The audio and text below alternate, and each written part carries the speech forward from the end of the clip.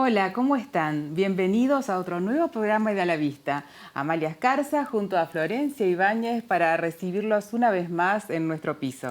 Un honor, como siempre, Amalia. Cómo vamos aprendiendo gracias a ustedes, a todas estas grandes profesionales que tenemos en el país en todos los temas de oftalmología. Y hoy, no quiero hacerla muy larga porque tenemos unos invitados de primera también, ¿eh? La verdad que sí, Florencia. Es un honor recibirlos, así que empezamos con el primer invitado. Vamos directo, vamos a presentarlo, porque el tema es muy interesante, así que bienvenido, doctor.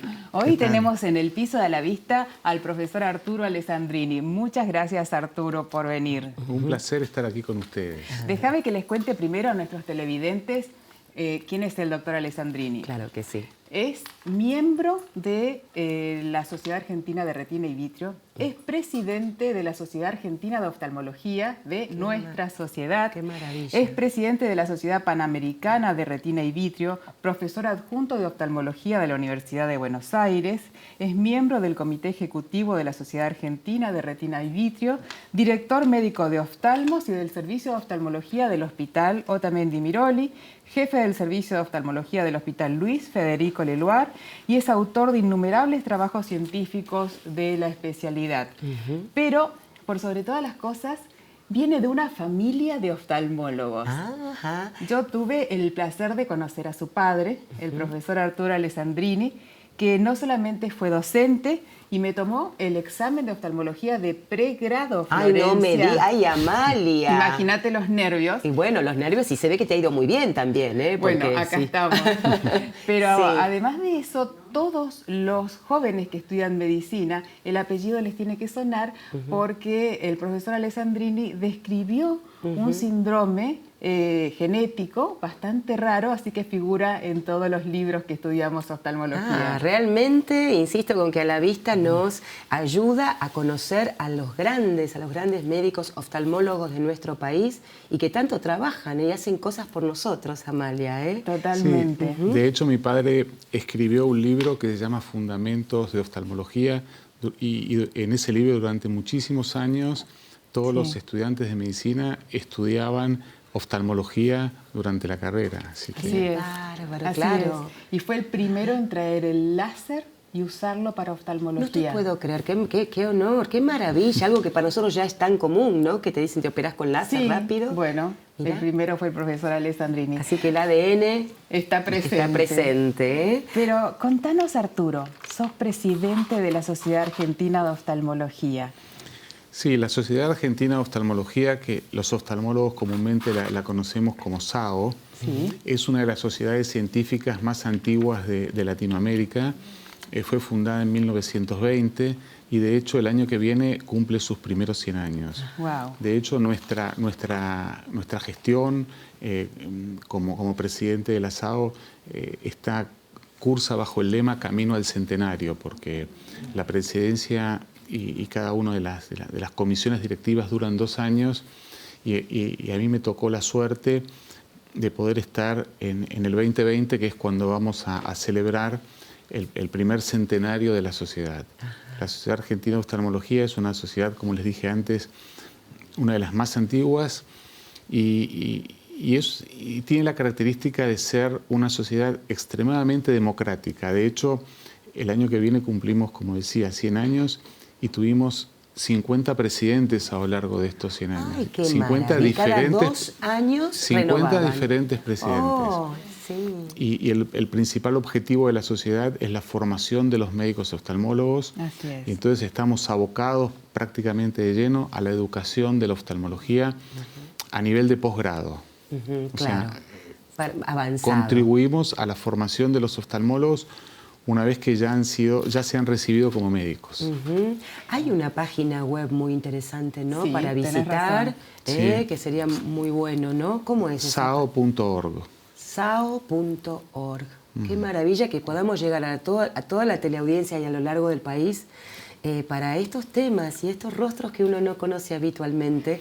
Y de hecho en nuestra página web tenemos muchísima información para los pacientes. Para pacientes. qué Hay una bien. sección que está dedicada exclusivamente a los pacientes, en donde ahí pueden ver no solo la descripción de las distintas enfermedades o patologías que pueden afectar al ojo, sino también todos los últimos avances tecnológicos y terapéuticos para poder tratar las distintas afecciones que puede padecer el ojo. Claro.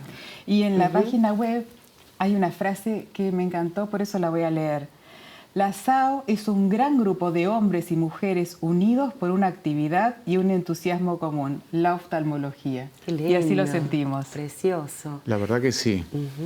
Y pensaba, María, que le podemos hacer también preguntas sobre algunos temas que nos preocupan o nos ocupan para entender, por ejemplo, cuáles son las principales causas ¿De ceguera? de ceguera. Cuando una persona de pronto queda ciega, quizás están los que nacen ciegos, ¿no? Sí, la Organización Mundial de la Salud ha definido hace unos años muy bien cuáles son las principales causas de ceguera y como ustedes pueden ver allí, en los países en vías de desarrollo, definitivamente la catarata es una de las principales causas de ceguera. Afortunadamente la catarata es una causa de ceguera reversible porque los pacientes que cuando desarrollan cataratas hoy en día se operan y recuperan la visión en forma prácticamente instantánea. Pero hay otras enfermedades, como por ejemplo las maculopatías, la retinopatía diabética, el glaucoma, que si no son detectadas a tiempo, sí pueden llegar a producir una ceguera prácticamente, diríamos, irreversible. Por eso es muy importante que cuando los pacientes comienzan a notar una ligera o una disminución de su visión, consulten inmediatamente al oftalmólogo para que sea el oftalmólogo quien pueda detectar cada una de estas afecciones. Claro. ¿Y qué es la retinopatía diabética? Bueno, la diabetes, como comúnmente se conoce, es una enfermedad metabólica que consiste en que está aumentada el azúcar en sangre. En realidad, desde el punto de vista médico, decimos que tiene la glucemia elevada. Esta enfermedad provoca alteraciones no solo en el ojo, sino en otras partes del organismo, como por ejemplo el riñón o inclusive la circulación periférica a nivel de los pies. Desafortunadamente afecta al ojo y al afectar al ojo puede producir en principio, digamos, dos tipos de alteraciones, la denominada retinopatía diabética o la denominada maculopatía diabética, que son dos, digamos, entidades bien diferenciadas. La maculopatía diabética se produce más en los pacientes diabéticos tipo 2, en los pacientes diabéticos adultos. En cambio, la retinopatía diabética se produce más en los pacientes diabéticos tipo 1, que son los pacientes diabéticos más jóvenes. Claro. Y todas estas enfermedades tienen tratamiento, pero lo fundamental es cuidarse a nivel general, ¿no, Arturo?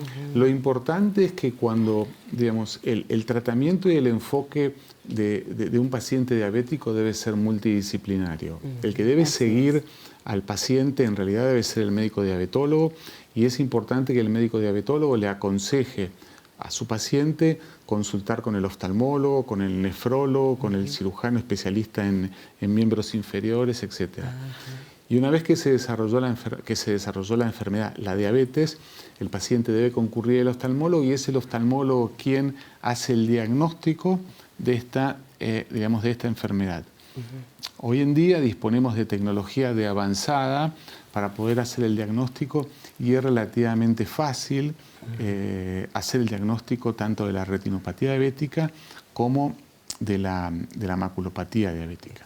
De hecho, hay países en donde existen sistemas de telemedicina que están realmente mucho más avanzados que el nuestro, en donde el propio diabetólogo, a través de ciertos aparatos, le puede sacar fotos al fondo de ojo del paciente y a través de internet estas fotos están conectadas con centros de lectura y se pueden hacer los diagnósticos y hacer lo que llaman screening de retinopatía diabética para poder estudiar a todos los pacientes diabéticos en general. Qué maravilla.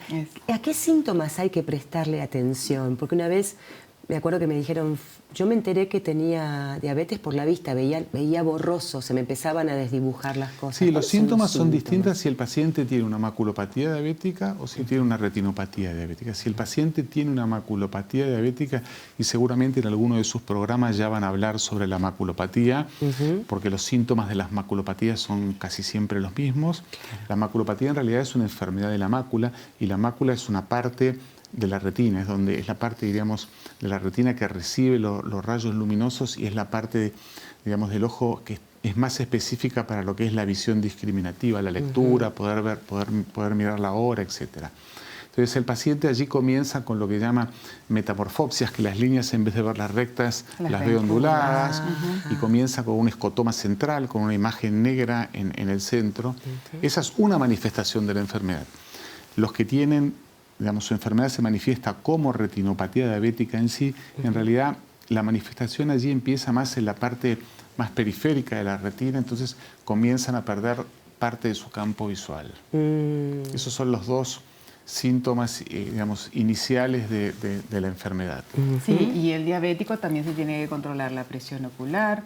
A veces la diabetes comienza con un párpado más caído, con una tosis palpebral. Nunca hubiera imaginado. Sí, entonces son muchas las formas de presentación de la enfermedad, pero lo fundamental, como dijo el doctor Alessandrini, es la prevención, hacer exámenes, los estudios. sí, hacer exámenes que no son dolorosos, son exámenes rápidos, sencillos, y en realidad la prevención es fundamental para cualquier tipo de enfermedad.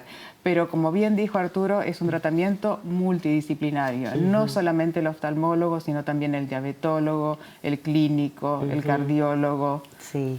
Y estar sí, atentos. de hecho nosotros trabajamos en conjunto con los diabetólogos y muchas veces compartimos los congresos con la Sociedad Argentina de Diabetología, etcétera, porque el abordaje del paciente debe ser, digamos, en equipos. Distintas especialidades deben trabajar sobre el mismo paciente. Y es importante que el paciente que desarrolla una retinopatía diabética, y esto desgraciadamente es así, entienda que esta es una enfermedad que por lo general no es que se cura, sino se trata. ¿Qué quiere decir con esto? Quiere decir que tiene que estar en manos del oftalmólogo durante muchísimo tiempo. A diferencia de lo que ocurre con el paciente que tiene una catarata. El paciente que tiene una catarata, se le diagnostica la catarata, se hace una cirugía, se le quita la catarata, se le coloca un lente intraocular y el paciente resolvió el problema. Claro. Desafortunadamente, en la diabetes no es así. Te agradecemos muchísimo, muchísimo, Arturo. Sí, que siempre es bueno hacer la visita al oftalmólogo. Totalmente. Así como uno se hace un chequeo general que te mandan de corazón, al oftalmólogo, siempre, 2 veces por año nos vendría, habiendo tanto además lugar hoy en día, hospitales buenos públicos. Públicos y privados, es cierto. Es muy importante eso. Muchas gracias, Arturo, y te comprometemos no solamente para hablar de oftalmología, sino antes del 2020 que nos vengas a contar todo lo que la sociedad va a hacer. Con todo gusto, va a ser un placer y muchas gracias por invitarme. Gracias.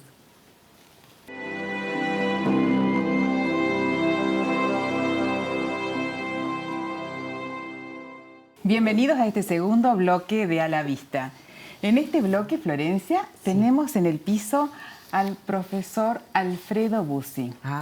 El doctor Bussi es profesor titular de diagnóstico por imágenes desde la Universidad de Buenos Aires, es director médico de diagnóstico médico y es un gran amigo que no solamente él es médico, sino que viene de una familia de médicos. Su padre, el profesor Bussi, fue decano de la Facultad de Medicina. Y la saga no termina ahí.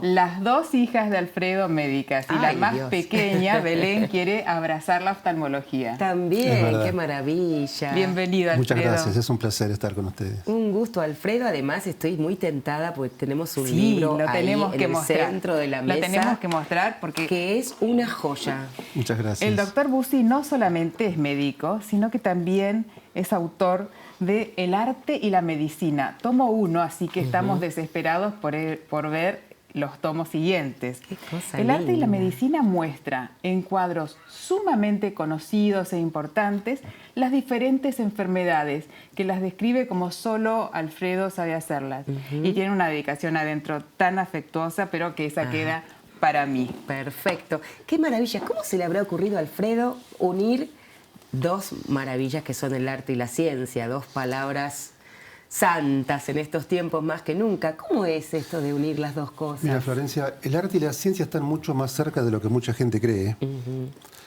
Estudiando medicina, me fui inclinando por la historia de la medicina, que me apasiona, Y de la historia de la medicina al arte hay un paso nada más. Claro. Así es. Entonces, desde joven fui juntando distintos materiales que tenían que ver con artistas y con la representación de la medicina en el arte.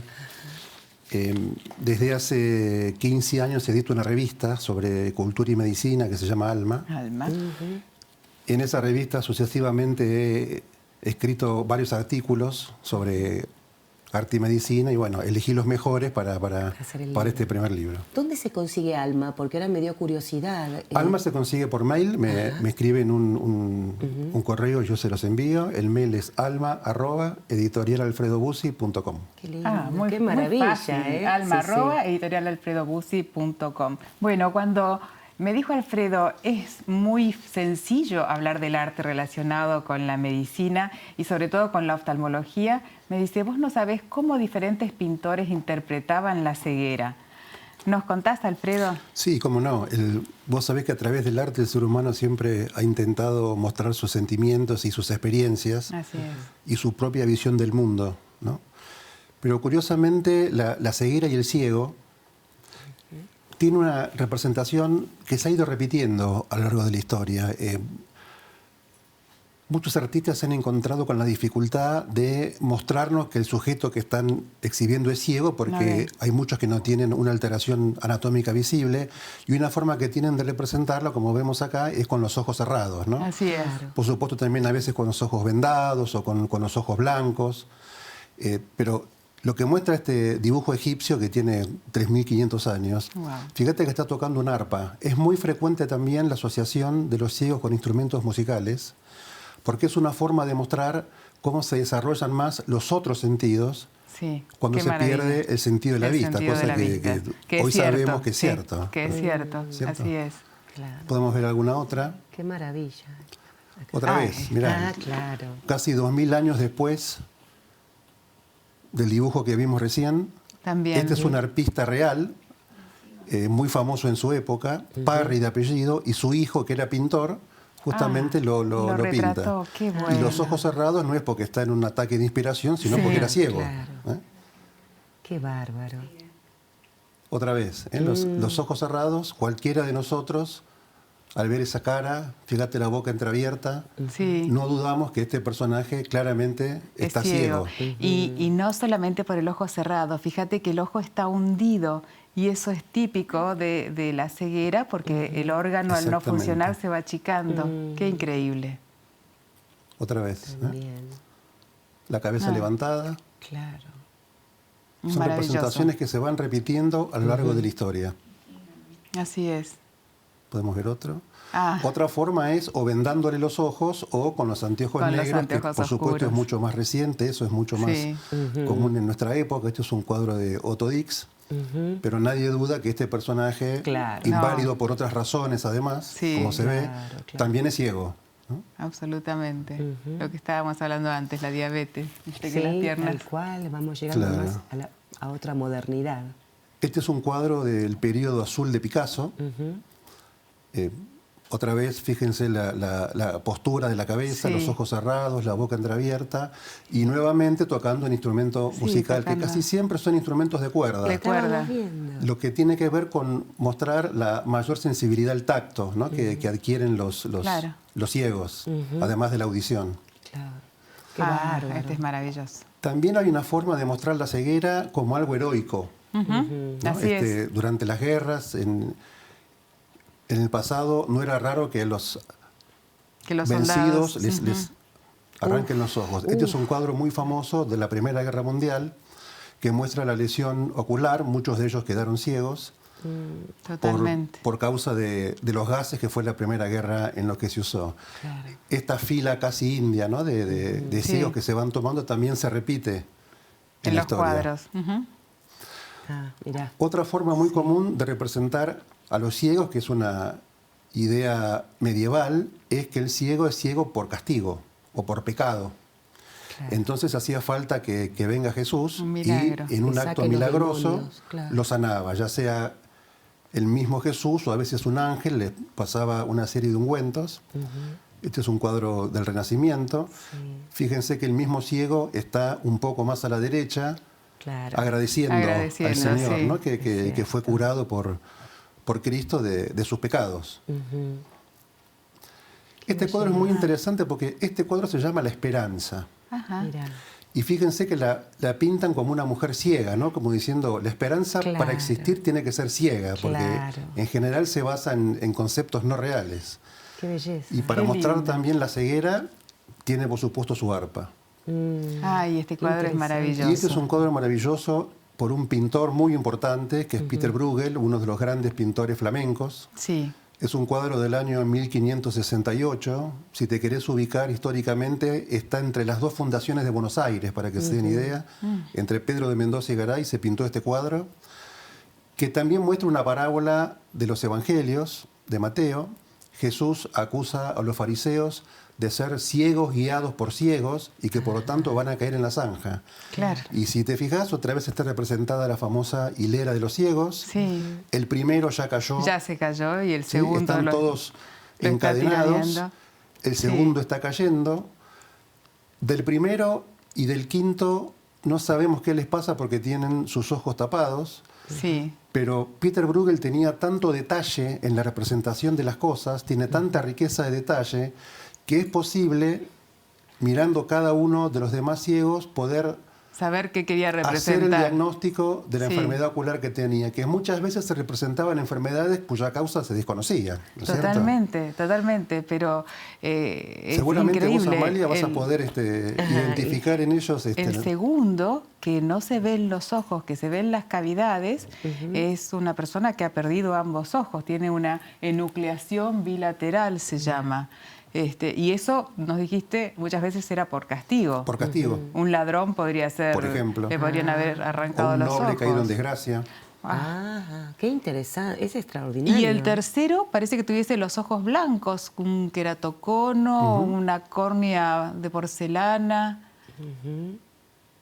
Y el cuarto, no sé qué quiso interpretar. Tiene ojos Bruegel. muy pequeños, Sí, pero es un tisis bulbi. puede ser una tisis bulbi. El otro ojito no lo veo, pero sí está con la cabeza levantada, la boca entreabierta, como todas las representaciones. Y el último, que está con los ojitos cerrados, es una enfermedad que hasta el día de hoy, me parece a mí, nos está dando mucho dolor de cabeza, que es el pemfigoide ocular, que tienen los ojos cerrados porque se le van acortando las pielcitas del ojo mira. y entonces se van cerrando, se van achicando cada vez más los espacios que hay entre el párpado y el ojo. Qué bárbaro. Lo interesante de este cuadro es que habitualmente los ciegos se representaban como mendigos porque por supuesto eran pobres, eran pordioseros. Claro. Pero si nosotros miramos bien, estos ciegos tienen todos ropas de gente rica de la están época. ataviados muy bien. Y sí. se están alejando de la iglesia que está allá en el fondo. Por lo Es tanto, cierto. se asume que Peter Bruegel quiso también mostrar que ellos son ciegos porque se están alejando del camino de Dios Una ceguera espiritualidad. moral. y están cumpliendo Claro. con la parábola de Jesús, ¿no? Que Claro. todos los que se escapan del camino de Dios y son ciegos espirituales terminan cayendo indefectiblemente y uno empujado por el otro dentro de la zanja. Qué maravilla, qué increíble, es una Sumamente maravilla. interesante, Pero qué sumamente original, interesante. hermoso, ¿eh? La verdad Muy que bueno, sí. ¿Este cuadro dónde lo podemos ver? Este cuadro está en Italia. Está en el Museo Campo di Monte de Nápoles. Ah, de Es un Nápoles. cuadro que mide 1 metro de alto por 1,5 metros de ancho aproximadamente. Qué Un maravilloso. cuadro maravilloso. Sí, yo he visto cosas de Peter Bruegel, pero en el Prado. Y la verdad, muy interesante, Alfredo. sí, y sobre todo la encantadísimos. forma en que lo cuenta. Sí, porque además vemos que la oftalmología, la medicina se suma a un conocimiento increíble de arte, porque para llegar a estos cuadros, sabiendo épocas, autores, en qué museos están del mundo, realmente el doctor debe ser un dedicado a estudiar. La verdad que es una pasión y como ustedes acaban de decir, es muy importante conocer o entender el contexto histórico, socio y cultural en el que fue pintado cada cuadro para poder interpretar qué es lo que nos quisieron decir los pintores al hacerlos. Totalmente. Oh, Te María. agradecemos muchísimo, Alfredo, pero tenés que venir a seguir contándonos. Va a ser un verdadero placer. Y queremos ver también cosas del libro, pero explicadas por vos, porque ahí están muy bien narradas, pero que vos los cuentes es como cuando te contaban el cuentito que eras chica y no Así se te es. olvida nunca más. Nunca más, maravilloso, ¿eh? Gracias, No, Alfredo. gracias a ustedes por la invitación, un gusto. Y vamos a contarle a nuestros televidentes, Flor, que la Facultad de Medicina tiene un museo de la historia de la medicina. Justamente, mira, Sí, hablando de museos. que es gratuito, que está abierto al público y que fue inaugurado donde está ahora en el 2010 por el papá del doctor Bussi. Ay, qué maravilla, pero entonces es una cosa de locos todo esto, me encanta. Quiero ir porque además me dijeron, Amalia, que por supuesto está abierto al público. Sí. Y que tiene desde instrumentos que se usaban en oftalmología y en medicina hace como 100 años. Piezas únicas y tiene visitas guiadas, así que eso es maravilloso. Todos googleen Facultad de Medicina, Museo de Historia y Cirugía. Y se nos terminó el programa. Otra vez Liliana atrás haciéndonos señas. Sí, tienen sí. que cortar, tienen que despedirse, así que muchísimas gracias por acompañarnos. Bien a la vista, con Florencia Ibáñez, Amalia Escarza. Cualquier inquietud la postean en el Instagram de @doctora Amalia Escarza y muy buena semana.